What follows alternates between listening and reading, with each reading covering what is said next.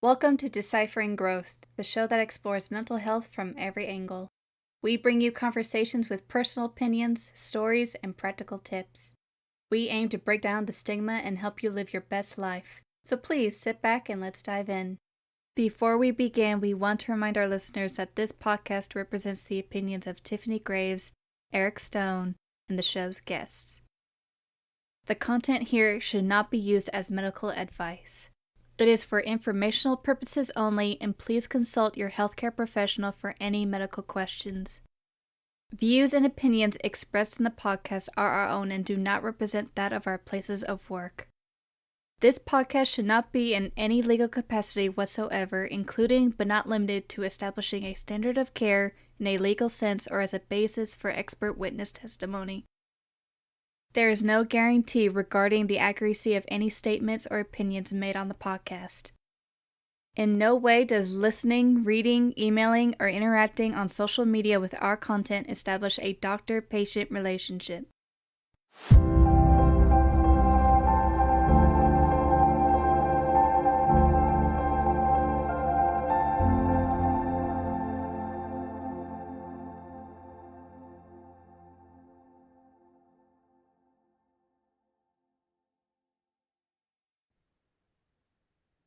All right. Eric, do you want to kick us off today since Yes, I love when I get to kick off. So we have one of our esteemed colleagues here today as one of our guest speakers. You might remember her from one of our previous episodes. She is actually our best performing episode we've ever recorded. So no pressure, Audrey, but we have Audrey Schroer here today to speak a little bit more about eating disorders, trauma, and some of the myths that can come with that.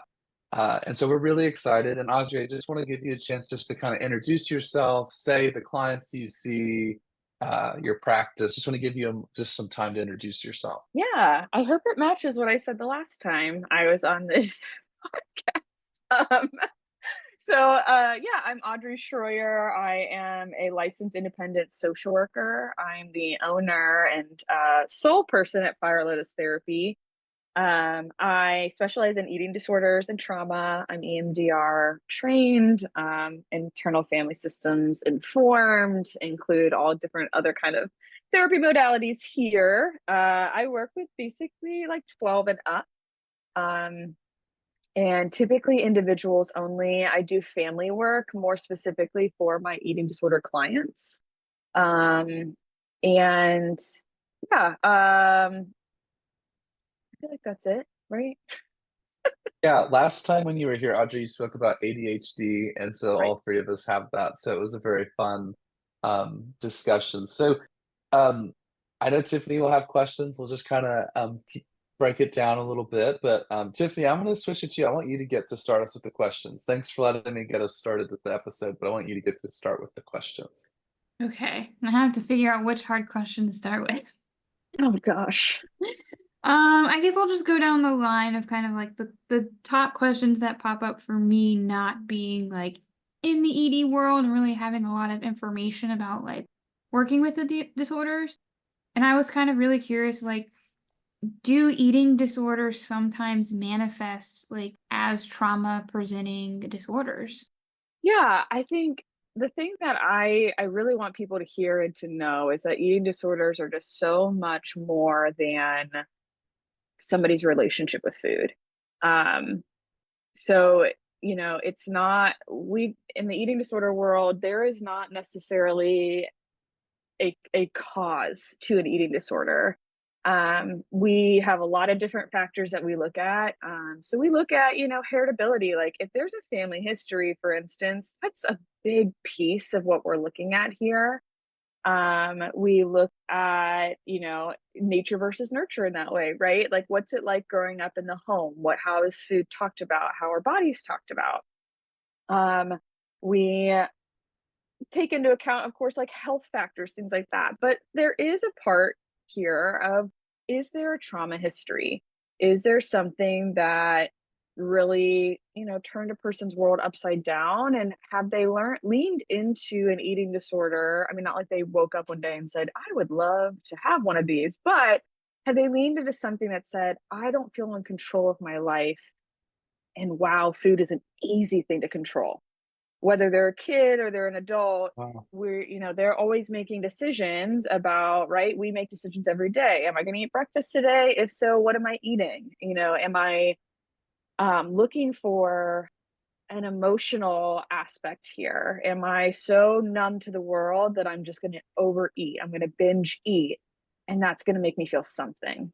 What that something is a question there, but um, it's not that every single person with an eating disorder has a trauma history by any stretch, but it's not uncommon to Mm, see it, which is why for me as a practitioner, I really leaned into learning more about trauma focused therapies, especially like EMDR, eye movement desensitization, and reprocessing, because I have found it can be really helpful with people, regardless of trauma history or not. That type of therapy can be really helpful to address, why does food control them, or why do they feel the things they feel about their body? wow.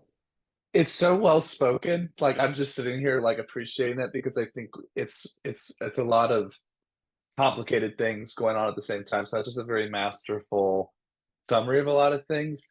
Audrey, why do you think people assume when someone has an eating disorder, like an assumption that can be made by you, my therapist, like we're sitting here talking, is that there's a trauma history? Why do you think that assumption is there or stereotype may be there for that diagnosis? Yeah, I think a part of it, and as somebody who admittedly felt that way too, when I first started working with eating disorders, I worked in Cincinnati Children's. I worked on their inpatient unit, and I had applied to work in inpatient. I didn't know I was going to be working with eating disorders. And when I showed up, they're like, "This is our, eating disorder unit. Here's how we work with these things." And I think for therapists, a big issue is not ourselves; it's our education. And I tell parents this, I tell families this. If you think back to your education in undergrad or in your master's, did you really learn about eating disorders? And if you did, how much did you really learn? I remember having an abnormal psych class, which we could talk about that title another day, where we Mm. talked about eating disorders for one day, one class, and it was only about anorexia. That was it. And my master's also was the same way. I had already been working at Children's and had really fallen in love with the population of eating disorders. So I pushed myself to learn more and to base a lot of my, papers and things off of that. But we don't get a lot of education on this diagnosis. And then we come out here in the world and we don't, if you don't specialize in it, it's really hard to not know. And so when I first started working there, it was like I wanted to find a reason why. Like, why would somebody want to feel the way they feel about their body, about food, about, all those things? And I think it's common as humans. We want to what's the why? Why do you do that? Why does that work? Why does that thing tinker the way it tinkers, right? We're always looking for the answer of why. And trauma felt, I think, a lot of the times for people, or it did for me at the time, of like an easy answer. Well, oh, something terrible happened to you. Of course you want to control something. But Mm. really challenging myself when I learned and I started learning more and getting better educated on this field and these diagnoses was that, okay, that's not necessarily the rhyme or the reason. And I think that's also what can be really hard for people and for like their loved ones, is there's not a definitive why. And sometimes parents will say, did something happen to them? And I'm like, Ooh, no, they haven't said anything. And we go through it, right? that's Like I'll do it with them. But I think it's really just this like going back to like, we want to know the what, when, why, and how. Because if we know the why, maybe we can mm, stop it or we can impact it. But there's not really a wow. why. So interesting. Tiffany, real quick, were you ever taught in your master's program anything about eating disorders? I think the only thing I recall learning about is the anorexia, the bulimia, the binging and purging, and kind of like general guidelines of like what to look out for. But like, I won't lie in the fact that I have Yeah. encountered people in my practice where they start talking and they finally reveal like, oh yeah, I'm doing this type of eating or I'm doing this type of behavior. And I'm like, oh crap, I am not specialized in working with them.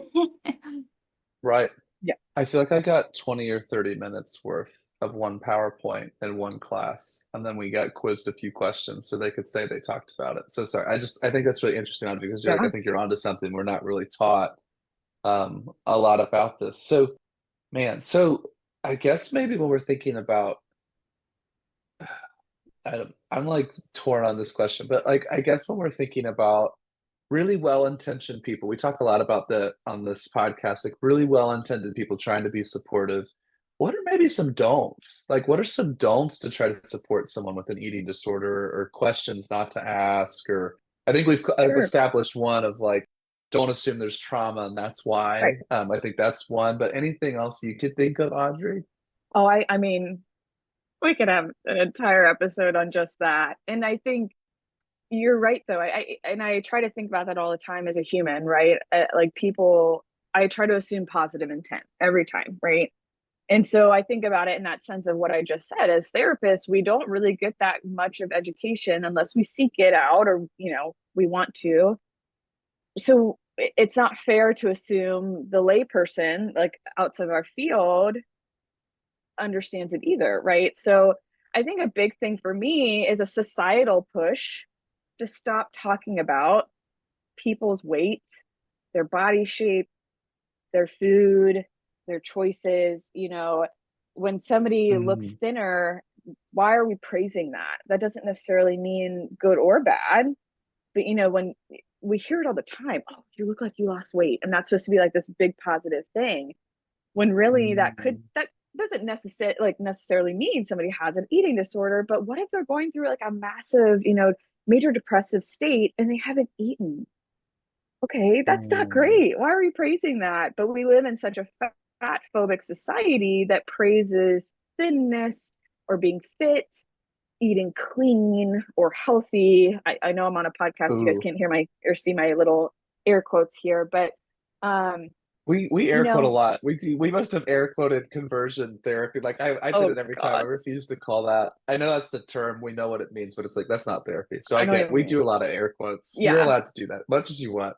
Yes, thank you. So, yeah, I think it's more of like, it's not our business ever to comment on somebody else's body or their food choices.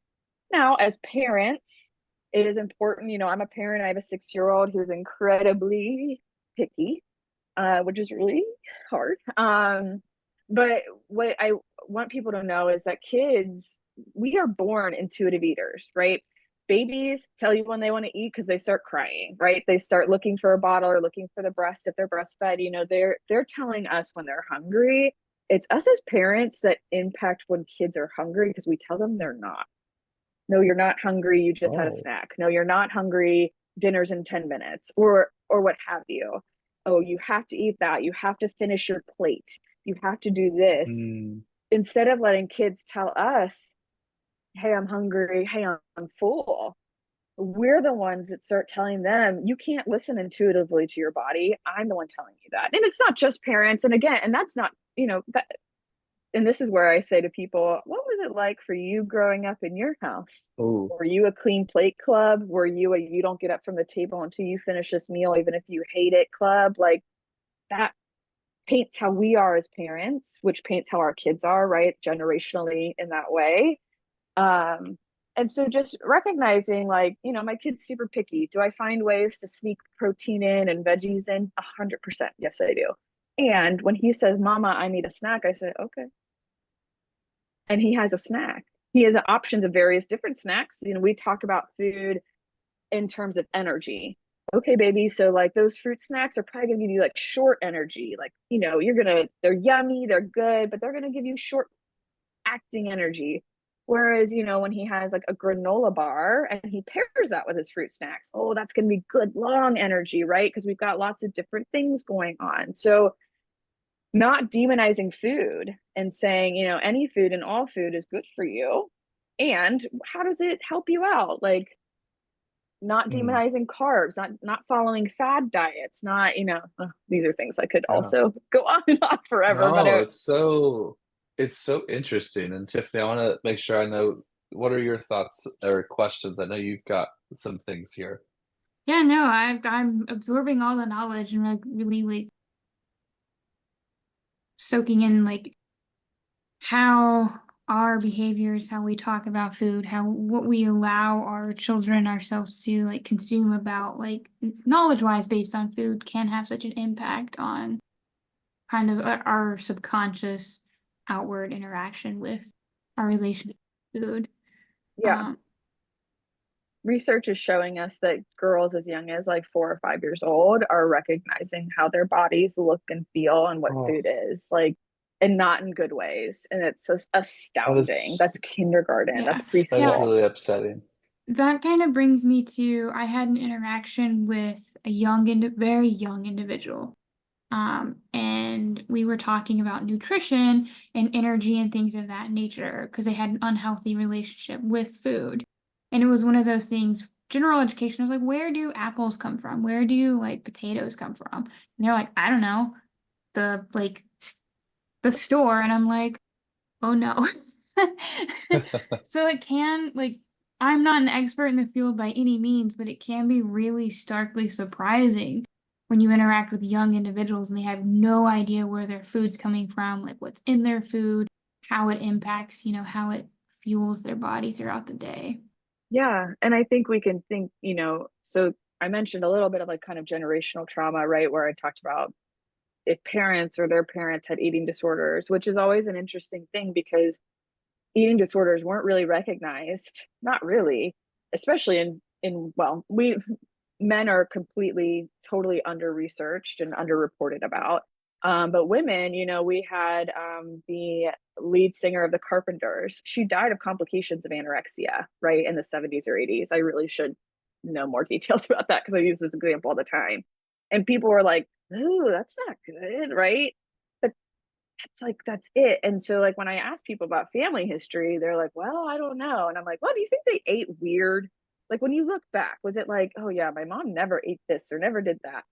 Or my dad was really picky about this, that, or the other. And that's kind of those, I had to give those kind of different questions because it wouldn't have been diagnosed as an eating disorder decades ago. And also with that though, we think society wise, when we think about like poverty or we think about people who are in lower income areas who don't get that education, and we're looking at these parents to teach their kids but nobody taught the parents, and it's such a cyclical thing that it just keeps passing down and down, right? So like it's just so interesting. And where do people get their food? Not everybody gets their food from a grocery store. Some people get it from a food store bank or a food bank, or they get it from donations. It's like they don't really know, and maybe there's embarrassment or there's shame or there's so much that Mm. goes into all of this that really impacts it. So when we think about trauma too, I also like want to bring up like it's not necessarily always trauma to a person. It's trauma in the way of generation or society or cultural that could be impacting how they view food or how they view their body. And it's, or if we think about too in like different ethnicities, different genders, what is the ideal body? It's not the same for a white woman as is for a black woman, or as for a gay male or straight male. It's very different. And I think that's also like another component of this that makes it just so much more difficult to understand and get to again to that why, Mm. because it's, and coming back to, I think I said this before we hopped on the recording here, but like there's nothing necessarily logical or rational about an eating disorder or about body dysmorphia. That is so interesting. So I was just struck by like yeah. the way you were talking about food and relationship and normalizing things and energy and just like it really reminds me of like my work as substance use counselor, harm reduction. We're like, okay, like so what do drugs give you? Does cannabis make you feel sleepy? Does it manage your anxiety? Does alcohol help you shift gears? And so it's just really interesting because it's like there's probably something to that in a very different area, just normalizing things, exploring what they mean, what they Yeah. give you, what they don't. Like there's some healthiness in that, but I do think we're not maybe taught that super well, either in education or just with, I don't know, the way things are. I was homeschooled for a little bit, went to Yeah. private school for a little bit, went to public school, and I would say at all of those settings, it was kind of the same. There wasn't a lot of education about balance or approaching things. It was very either abstinence only or just not discussed on a lot of different things. So, Tiffany, looks like you agree or you had those experiences too. Yeah, I was just hearing what you said. I was like, yep, oh, sounds similar experience over here. Yeah, Audrey, same for you. Yeah. I mean, I don't remember, like it's something I do with a lot of my clients is I have them kind of make timelines of like how have they heard about food or their body, and this is where I like to bring in my trauma therapy, because again, whether there's actual quote unquote trauma here, what I can tell you is Mm, that being a person in America, especially being a female in America, I have lots of mm, trauma about what my body should or shouldn't be doing, what it should or shouldn't look mm. like. And, tying into like for that, your guys's like religious trauma episode, like for me, a Yeah. lot of my body trauma comes from my religious upbringing, right? It comes Oh, from like how my body was bad because it dragged the male gaze or whatever, but yeah, so I have yes. people kind of go through a timeline, like, tell me the good, the bad, and the neutral. Like, what have you learned about your body? What have you learned Oh, about food? What have what is it growing up? And, give me an idea of things. And like, whether we do true like EMDR on it or not is like, depends obviously, mm, but like, how do we process the negative connotations, those negative beliefs you have about certain food items or certain parts of your body, or, um, what we should or shouldn't be doing. I have people all the time that tell me, well, I shouldn't eat that. Well, who told you that? Where'd you learn that? mm. Unfortunately, probably freaking social media. As much as I I love don't to know. scroll the social Yeah. media, it is the devil when it comes to this stuff, because people will tell me all the time, well, I saw this girl do Yeah. this on social media, or saw this guy, and I'm like, uh-huh. And they have what license, degree, certification, give me what they have to prove that they should have Mhm. some kind of decision making in your choices. And they're like, well, I don't know. And I'm like, okay. Or even just genetics or metabolism or Right. access to I ask that resources like a question nutritionist. all the time. If you show me a picture of your family right now, or if like when I was a kid growing up, I always give examples of my own life, not in a way of like self-disclosure. I know we talked about this in my episode too, but like in a way of like normalizing things. But like looking at my family, I was destined to be short. My mom was barely 5'1", right? So I was, and I talk about it in all ways of our bodies, right? So my dad's 6'1", my mom was like 5'1". I was very hopeful I'd get something more than 5'1". I'm 5'3". But chances of me being much different, right? Not really, most of the women on my mom's side and my dad's side of the family are shorter. There was no chances of me growing taller than that, really. Now, genetics, of Mhm. course, can be funky and can flip and do things, but that same thing with body types. Do you have the same body type as your mom or your dad? Well, yeah. Okay, so why are we trying to change it? Because genetically, that's your body type. No amount of dieting or working Mm, out is really going to change that. Yeah, maybe muscle mass or muscle definition or whatever, but not really. Genetics plays such a huge role in what our bodies look like, but we are told that that doesn't matter because we should fit a certain body type. And if you're curious after this, or for people who are listening, if you go look on YouTube and you look at what is the ideal body by decade, it's astounding, especially for the female body. What has been the ideal female body in the 1950s, the 1960s, the 70s, 80s, and today? It's insanity. The ideal body when I was a mm, kid in the 90s was what we call, not we, I don't what they call heroin chic. Very thin people who looked ill. yeah. And now, the ideal body is more of this like athletic, thicker, quote unquote, whatever. Not super thin, but still thin, but like, but athletic, but has a chest, has a butt, like it's like mathematics at this point. How do you even achieve that? And it's Mm, traumatic. It's traumatic for people growing up thinking I'm supposed to be this. We see people talk about like, well, I have a picture of the ideal body I want on a mirror. But if genetics plays like anywhere from 60 to 80% of what your body's going to look like, how are you supposed to attain a body that's not genetically similar? mm. It's hard. That would be a trauma, I would think, for most people Yeah, having that experience. If your society says this, what your reality is this, and it's like I'm going to the gym, I'm eating the foods, I'm exactly. doing this, I'm doing that, and not seeing results change. Like I could definitely see that escalating quite quickly. Yeah, Yeah. You're stuck in that like perpetual cognitive dissonance that you don't really have a solution for. right. And It then was go something. ahead, sorry. Go ahead, No, I Audrey. was just gonna No, no, say no, no. for some people, depending on where they go with their eating disorder, a lot of them end up malnourished. And here's the thing that really bugs me in the psych world is that people will base malnourishment based off the BMI, which is, I mean, that's a whole other episode as well of why the BMI is not real and doesn't work. And if you're curious, my fellow listeners, please check out the maintenance phase episode on the BMI. It is wonderful. But people can be malnourished in a bigger body, but they don't look quote unquote malnourished. But what happens when the brain becomes malnourished is what I like to call generator mode, is that the brain basically like has these shuts down because it can't be doing all these things without energy from food. So it's really hard to have emotional regulation. It's like you're saying, Tiffany, with like different like cognitive distortions. Like people get very black and white and very rigid. And it's because their brain like can't be flexible. And that's traumatic on the body itself, is like what's happening to the body in those moments, because the brain is so focused on, I've got to pump blood from your heart around your body. The liver's like, I got to filter, I got to do these things. So like emotionally, I can't hack it, I can't do it. Yeah.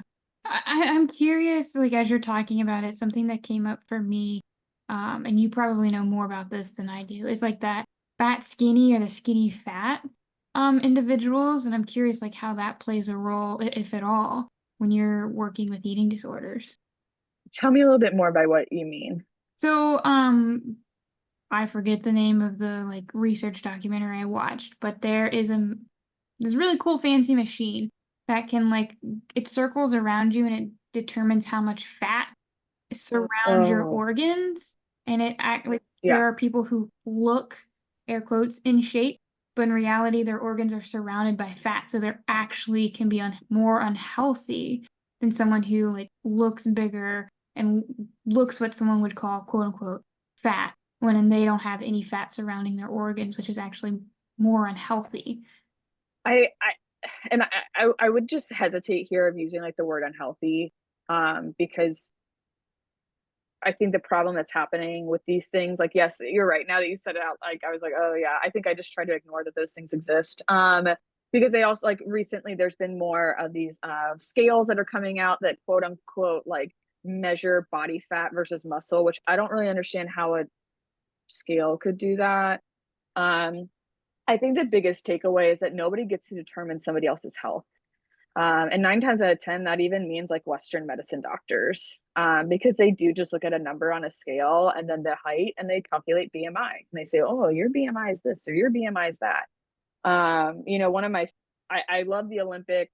I'm always into the Olympics, but one of my favorite things about the Olympics this year was the rugby player, Ilona Mayer, that came out. And I mean, she's beautiful. She is an Olympian. She's incredible. But what she talks about in her social media is that I believe like her BMI would be obesity. I believe that, people look at her and broad shoulders and this and that. She doesn't fit the ideal like mold of a feminine female in America. But you're going to look at an Olympian and tell them they're not healthy based on like something that people see with their eyes.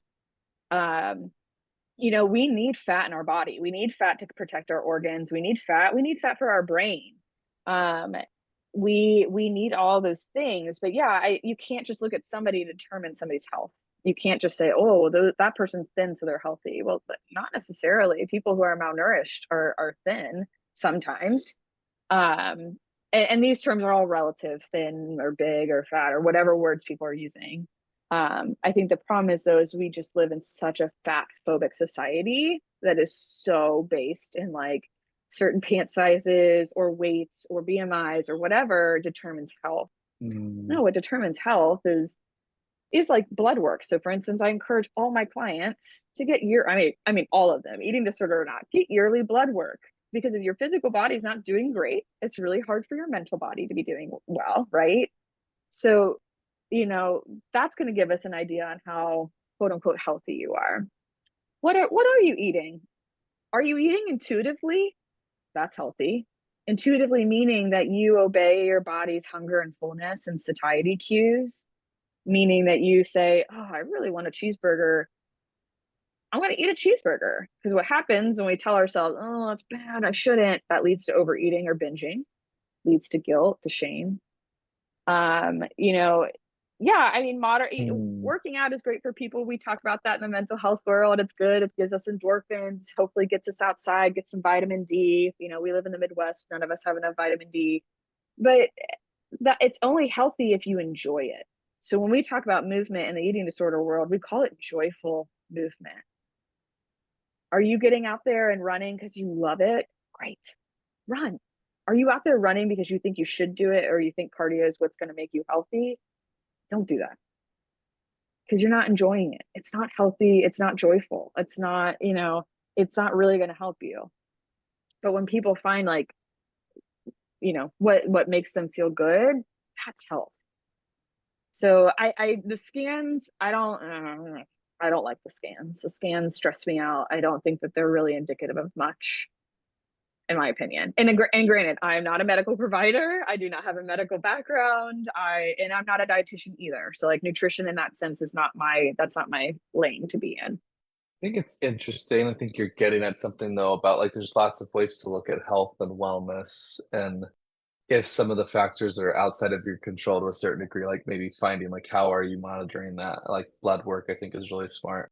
I'm also struck because like when you're doing blood work, you're supposed to fast. And one of the things you said, Audrey, was about religious trauma and connection between that and eating disorders. And I was just thinking like, yeah, like you could make that even a religious experience where it's like, oh, like I'm closer to my higher power because I'm fasting, or I'm fasting, I'm doing this. Like there definitely I could even just see some eating disorder symptoms getting worse because you're going through your religious or spiritual experiences or traditions or holidays, and then like that could be a trigger. So I guess maybe, Audrey, have you worked through with any clients like the holidays or religious events kind of making some of the symptoms worse, or is that maybe something you've heard of or seen? I would just ask why you're here, just curious.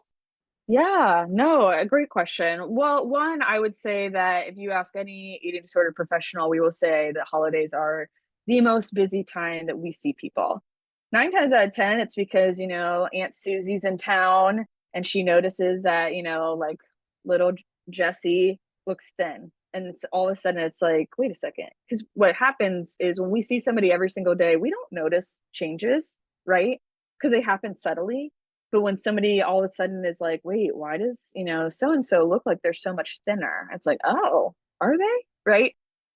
So just in general, the holidays are the busiest times for us because that, and you have major American holidays that are food based, right? Thanksgiving is a day of like gluttony. We encourage people to eat like all day long and like all this stuff. And Christmas is very similar. Um, I have some friends that follow very rigid religious behaviors when it comes to food, whether it's fasting, it's Ramadan, things like that. Um, I've not had any. I personally have not had any clients who do that, but yeah, I would expect the thing that would come for me that would be very concerning is one, it's being okayed by the religious outline or whatever. Two, it's probably very okay to the parent or like the loved one. It's like, well, that's what we do, right? And so it becomes like a crutch or an excuse for the eating disorder. Now, notice I didn't say the person, but the eating disorder. A big thing in my field is externalizing the eating disorder outside of the person, because it's not the person, it's the eating disorder that's doing this. But yeah, the eating disorder is very much going to latch on to, oh, we can't have any animal products for, a month. Oh, darn. Can't have cheese, can't have milk, can't have things that are quote unquote fat. Um, or, but it can also really harm eating because we are not meant, and I'm not a religious expert, so let me put that caveat out there, and I'm not trying to hate on anybody's religion, Oh, but we are not meant to go that long without food. We are not meant to do that. Our body should be fed every 3 to 4 hours. If we think about our body, it's like my laptop here, right? I can run it on battery power for so long, but then I got to plug it in.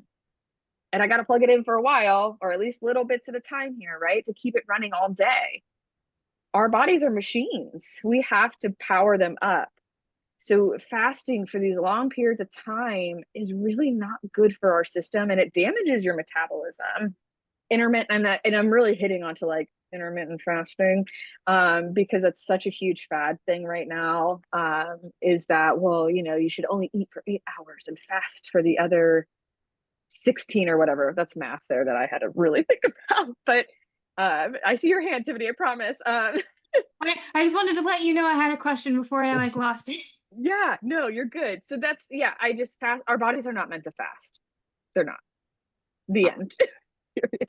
So I got overly excited because I not to like oust anyone, but I am aware of an individual that fasted for 50 some hours. And you were talking about that, and I'm like, I need to know, like, what is your perspective if you encountered someone who was like repetitively engaging in that extreme of a behavior? Yeah, great question. So kind of going back to what Eric said earlier is I really do function out of like a harm reduction approach to people. So, ideally it'd be, first like kind of like what's going on there? Like, why are we doing these 50 hours and how often? And what does that look like? And what are you doing when you break your fast? Because a lot of times people break their fast and then what do? They binge eat because their body's like, damn, we're hungry. So they eat and they eat and they eat. And it's like, well, that's not good for your body either. Like, yes, you need to feed it, but our body needs, these constant things to keep it running, to keep it doing the things it needs to do. Um, but yeah, I mean, I'd want to know kind of like the why of like, what are we doing here? Why are we doing that? Is it religious? Is it something else? Is it just disordered behavior? Which 9 times out of 10 it is.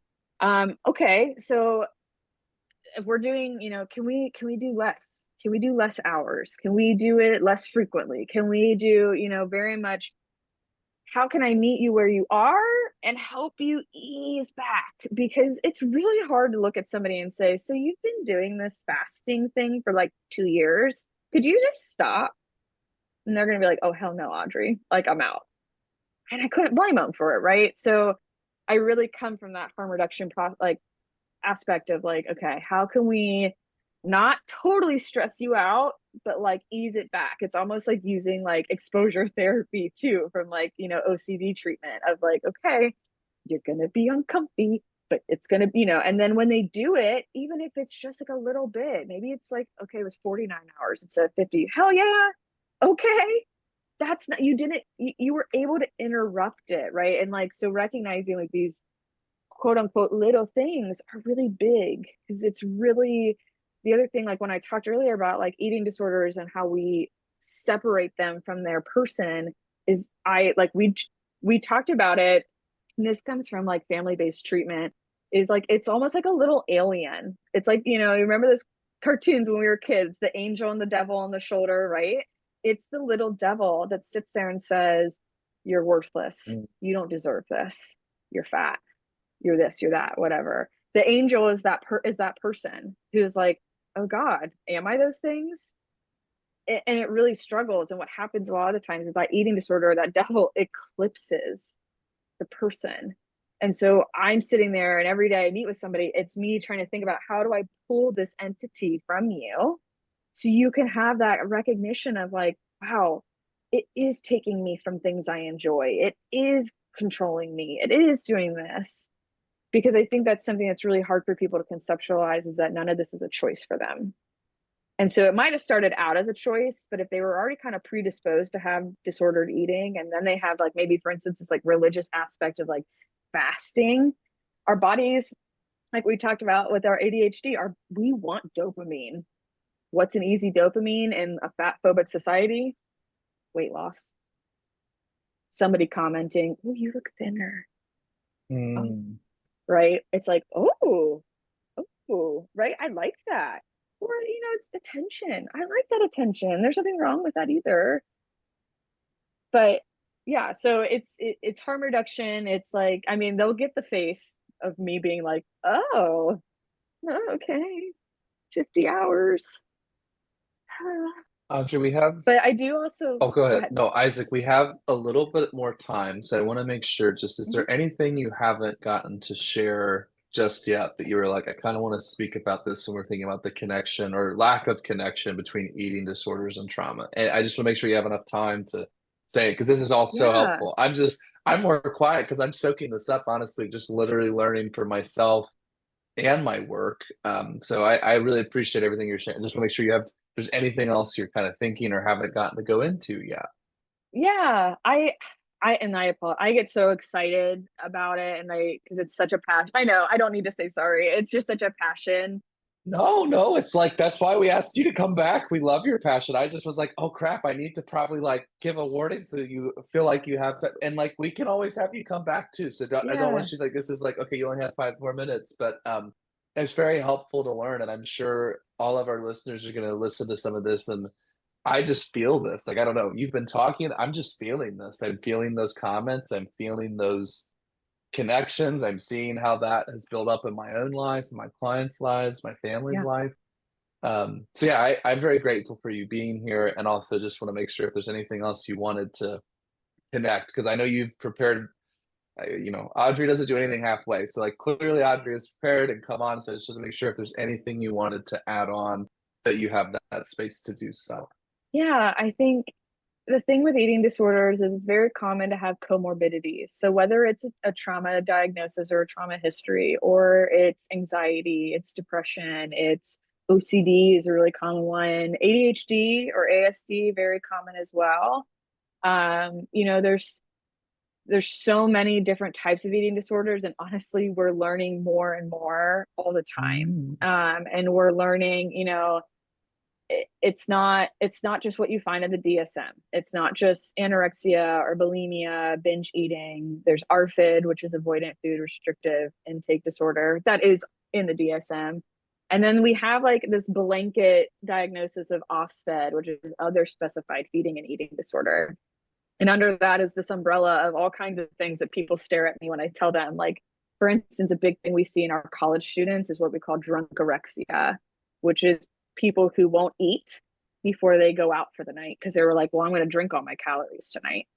That's like, well, okay. So they restrict in that way. There's orthorexia, which is starting to get a lot more research and foothold in our community because it is the obsession with clean eating and working out and like hiding behind this, like, well, Yes. this is so healthy for me. And it's like, well, people say clean eating and it literally makes me like want to like drag my Yeah. nails down my face because I'm like, what am I doing? Dirty eating? Like, and this is what I say exactly to my clients, and they just stare at me and I'm like, what? Uh, Can I ask you a quick question, Audrey? How Please. often when you see like these diet fads, exercise fads, or anything like intermittent fasting, any of those things, like how often are you like, those are eating disorders? Like how often are you hearing it described not like that? And you're like, those are eating disorders. Like how often is that Oh, happening when all just, the time. Like, I yeah, mean, okay. not saying that people who do these things have eating disorders by any stretch of the Right. imagination. And I do typically start out with, let's talk about your disordered eating. And then we go from there. Like, do you have an like a diagnosable eating disorder? Or do you have Yeah. disordered eating? Right. But I would be a liar if I was on here and didn't say, like, I have fallen into these fads before too, because I'm a female in America who has been told her body is something that isn't ideal for my whole life. Mm, And so like, and I very much validate my clients in that way. Or like when it comes to body dysmorphia, which I do want to clarify, the body dysmorphia is something people with eating disorders typically have, but it's also a diagnosis that falls under the OCD umbrella. And they're different and they're kind of similar on the same thing, but that's something I explore with my clients. But Mm. You know, like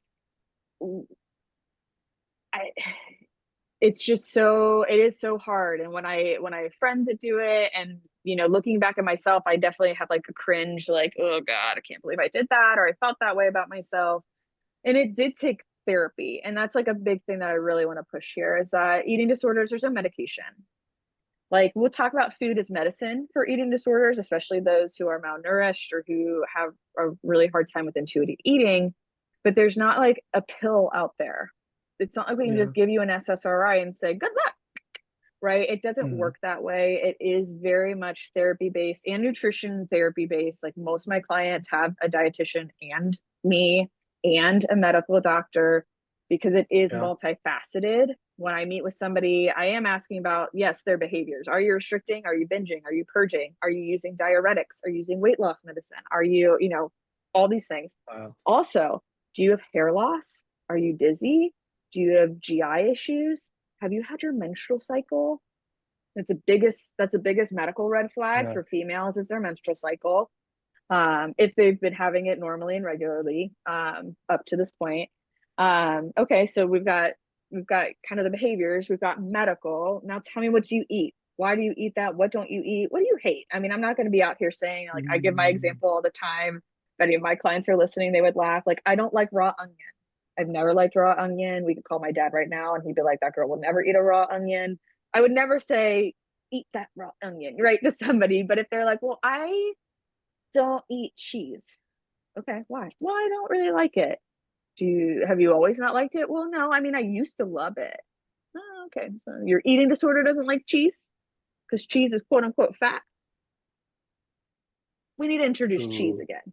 Man, I just want to make sure, just as we're winding down, that like I think this interview highlights the importance of working with an expert with certain disorders and diagnoses. And so like this is not like Tiffany and I have asked Audrey to come on because this is not our lane. We do not work with this. We may see little traits or behaviors or very small level. So I think Audrey has like very much highlighted like the complexities of this and like why in therapy we're trying to find an expert for certain things. And an expertise means like I do this most days, if not every day. I've done a lot with this, not, hey, I took a two Oh my hour online gosh. training. Hey, I Googled before our session. I started reading Yeah. this book and summarized it myself. Like there's just a different level. So clearly Audrey is one of the professionals in the Cincinnati area. And so this is someone that I would recommend as much as I could for any of those symptoms. And I know Tiffany would feel the same, but I want to throw it to you, Tiffany, because I know you had Sorry. questions and I've just been excited like Audrey has been. So do you have any last questions, Tiffany? I know it's hard. You probably have some to pull from. I have never-ending questions. Let's just be my brain doesn't stop Mhm. questioning things. I could satisfy So hours and weeks of people's times with questions. But I guess the last thing I kind of want to ask as we're wrapping up, um, is Audrey, would you say it's fair to say that at some point in every person's life they're going to encounter some form or fashion of a disorder, like disordered eating? I would say it's fair that they would encounter the thoughts, maybe not necessarily the behaviors, but the thoughts, and the sense of, the should I eat this? Should I not eat this? Should I weigh this much? Should I not weigh this much? Should I do this, that, mm, or the other? I think incredibly jealous if somebody said, like, I've never had any of those thoughts. And I'm sure there are people who have had that. But I'd be incredibly jealous. But I do think, again, in the United States, we just live in such a fat phobic society that it's not about health to mm, them, it is about appearance. And that is what's so mm. detrimental here. Wow. No, go ahead, Tiffany. I was gonna say I appreciate you being here and sharing this information, and just educating us and the general population on like eating disorders and like how they're actually not related to trauma, or in some cases they may be. Yeah, we're definitely going to have Audrey come back. And so just want to plug Mhm. her again, Fire Lotus Yeah. Counseling. And so if you search Audrey Schroer on Google, you will probably find her therapy practice. So Audrey, thank you so much for being on with us today, just sharing some of your expertise. I know I'm benefiting, and I know a lot of other people will too. So thank you so much for your time today. Yeah, not a problem. Thanks so much for having me. I could talk for hours and days. And so I just appreciate having this platform to do that. Yeah, we'll get you back. Don't worry, we'll get you back. This is the last. We won't wait so long, too. We'll get you back. That's fine. Thanks for tuning in to this week's episode of Deciphering Growth. We hope you found our conversation helpful and insightful. Subscribe to our podcast for more episodes and check out our Patreon for more content. Don't hesitate to contact us on social media if you have any questions or comments. We'd love to hear from you. Until next time, keep growing.